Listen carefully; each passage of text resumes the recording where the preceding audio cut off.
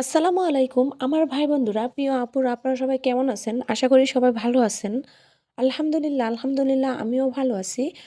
আজকে যে ভিডিওটা নিয়ে আসছি, যে স্ক্রিনে দেখছেন না দোয়াটা, এই দোয়ার উসিলায় কোনো মানুষ যদি দোয়া করে, আল্লাহ তাআলা তখনই দোয়াটা কবুল করে নেন। যদি আপনার কোনো মাকসাদ থেকে থাকে, আপনি দোয়া করতে করতে ক্লান্ত হয়ে গিয়েছেন, কোনোভাবে দোয়াটা কবুল হচ্ছে না, তাদের উদ্দেশ্য এই ভিডিওটা বানানো। এই যে স্ক্রিনে দোয়াটা দেখছেন না, এই দোয়ার উসিলায় দোয়া করতে পারেন। আপনি ফজর নামাজ পড়ে, নামাজে বসে, আগে পরে দুরূদ শরীফ পড়ে, এই দোয়াটা পড়ে ৩ বার অথবা ৩৩ বার পড়ে আল্লাহর কাছে দুটো হাত তুলে আপনি দোয়া করতে পারেন। ইনশাআল্লাহ আল্লাহ চাহে তো আপনার যদি হালাল মাকসাদ হয়, আল্লাহ তাআলা কবুল করে নেবেন। একটা কথা কি জানেন? কোরআনে এরকম কিছু আয়াত রয়েছে, আপনার পড়া দেরি হবে, আল্লাহ তাআলা দোয়া কবুল করতে দেরি হবে না, জানেন? আর কিছু কিছু দোয়া এরকম, আল্লাহ তাআলা আপনি এখন করলেন, এখনই দিয়ে দিলেন। আর কিছু দোয়া আছে অল্প টাইম লাগে, আর কিছু দোয়া আছে কবুল হয় না, ওটা আখিরাতের জন্য। আল্লাহ তাআলা জানেন তো যে বান্দার কিসে কল্যাণ আর কিসে অকল্যাণ।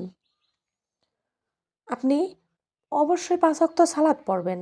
যেরকম ৩ বার আমরা ভাত খাই, ওরকমভাবে ৫ ওয়াক্ত সালাত ঠিকঠাক করে পড়বেন। আর মিথ্যা কথা বলবেন না। আর একটা কথা কি জানেন? এখনকার মানুষ অনেক চুগলখোর। চুগল নিয়ে ঘুরে বেড়ায়। ওসব মানুষের দোয়া কবুল হয় না। একটা কথা কি জানেন? দোয়া কবুল করাতে হলে আপনাকে সৎ থাকতে হবে, দুরূদ শরীফ পড়তে হবে, হালাল রিজিক খেতে হবে। তবেই না দোয়া কবুল হবে? এই যে আয়াতটা দেখেছেন না? এই আয়াত দিয়ে যে কোনো মানুষ দোয়া করতে দেরি, দোয়া কবুল হতে দেরি হয় না। দেখবেন অনেক অনেক যারা এখনকার ফেমাস বক্তা, দেখবেন আপনি ভালো করে ওদের লেকচার শুনবেন, দেখবেন এরকম কিছু কিছু আমলের কথা বলে, আমল করা দেরি হয় কিন্তু দোয়া কবুল হতে দেরি হয় না। আমি অনেক ফল পেয়েছি। এই জন্য এই দোয়াটা স্ক্রিনে দিয়ে আজকে ভাবলাম যে এই দোয়াটা সবার সাথে শেয়ার করি। আমার চ্যানেলে যদি নতুন হয়ে থাকেন, চ্যানেলটা সাবস্ক্রাইব করে দিবেন।